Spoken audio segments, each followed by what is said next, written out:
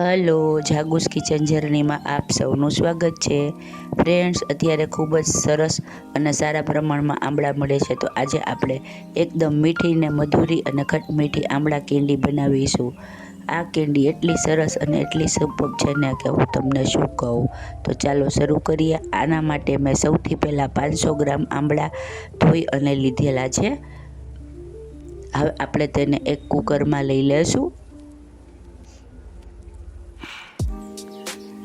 અને ત્યારબાદ થોડું અમથું પાણી એડ કરી અડધા ગ્લાસ જેટલું પાણી એડ કરવાનું છે અને કુકરનું ઢાંકણ બંધ કરી અને તેને એક જ વિસલ વગાડવાની છે, ફક્ત એક જ વિસલ વગાડવાની છે। અને ત્યારબાદ રૂમ ટેમ્પરેચર ઉપર આવે એટલે આપણે કુકરને ખોલી લેશું। આપણે આંબળાને ઓલમોસ્ટ 80% જેવા બાફવાના છે, પૂરા બાફી લેવાના નથી। જુઓ, આપણા આંબળાનો કલર થોડો ચેન્જ થઈ જશે।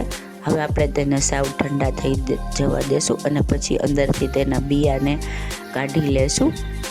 આવી રીતે તેની સ્લાઇસ એની મેળે જ અલગ પડી જશે અને બી અલગ પડી જશે। આપણે બધા આંબળાને આવી રીતે સ્લાઇસ કાઢી લેવાની છે। ફ્રેન્ડ્સ, જો તમે મારી ચેનલ પર નવા હો તો મારી ચેનલને સબસ્ક્રાઈબ જરૂરથી કરજો અને બાજુમાં રહેલ ઘંટડી દબાવી દેજો, જેથી મારી નવી રેસીપીનું નોટિફિકેશન સૌથી પહેલાં તમને મળે।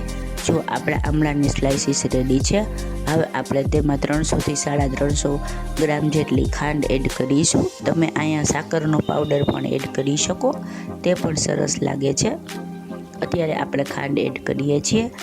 આમે આપણે જે રેગ્યુલર યુઝ કરીએ તે જ ખાંડ લીધેલી છે। હવે આપણે તેને આંબળાની સ્લાઇસીસ સાથે સરસ રીતે મિક્સ કરી દઈશું।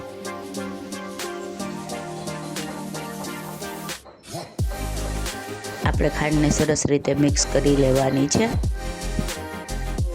ત્યારબાદ ઢાંકણ ઢાંકી અને તેને એક રાત સુધી રહેવા દેશું। જુઓ, એક રાત પછી આપણા આંબળા આવા થઈ જશે અને ખાંડનું પાણી થઈ જશે। હવે આપણે એક સ્ટ્રેનર લઈ અને તેની મદદથી બધું પાણી ગાળી લેશું। ફ્રેન્ડ્સ, આ પાણીને તમે પછી આંબળાના શરબત તરીકે યુઝ કરી શકો છો, તે સરસ લાગે છે। આપણા આંબળા બધા રેડી થઈ ગયા છે। આંબળાને સરસ રીતે નીતરવા દેવાના છે। ત્યારબાદ આપણે તેને એક પોળા થાળી અથવા મોટા ખૂંચા જેવા વાસણમાં લઈ લેવાનું છે અને તેને છૂટા છૂટા રાખી દેવાના છે। હવે ત્યારબાદ તેને પંખા નીચે કે જો થોડો તડકો હોય તો ત્યાં રાખી અને એકદમ સરસ કોરા થઈ જવા દેવાના છે। જુઓ, મેં તેને એક દિવસ સુધી તડકે રાખ્યા હતા। હવે આપણે હાથમાં ખાંડ ન આવે અને ચાસણી ચોટે નહીં ત્યાં સુધી તેને થવા દેવાના છે। તેવા થાય ત્યાં સુધી તેને પંખા નીચે અથવા થોડો તડકો આવતો હોય ત્યાં રાખવાના છે। ત્યારબાદ તેને આપણે એક થાળીમાં લઈ લેશું અને ઉપર 1.5 થી 2 ચમચી જેટલી પાવડર સુગર એડ કરીશું અને તેનાથી આપણે આંબળા કોટ કરી લેશું। ફ્રેન્ડ્સ, બજારમાં મળે એવા સરસ મજાના મીઠા આંબળા રેડી થઈ જશે, જે બહારથી સહેજ કડક અને અંદરથી એકદમ સોફ્ટ લાગશે અને ખાવામાં ખૂબ જ મજા પડે છે। આંબળા ન ભાવતા હોય તો આ ફોર્મમાં આંબળા ખાઈ શકાય। હવે આપણે તેને એક સર્વિંગ પ્લેટમાં લઈ લેશું।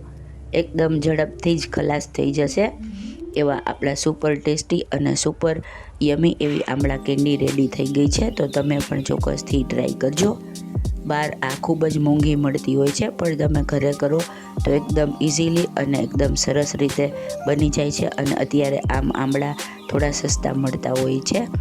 ફ્રેન્ડ્સ, જો તમને મારી રેસીપી પસંદ આવી હોય તો મારી ચેનલને લાઇક, શેર અને સબસ્ક્રાઈબ જરૂરથી કરજો।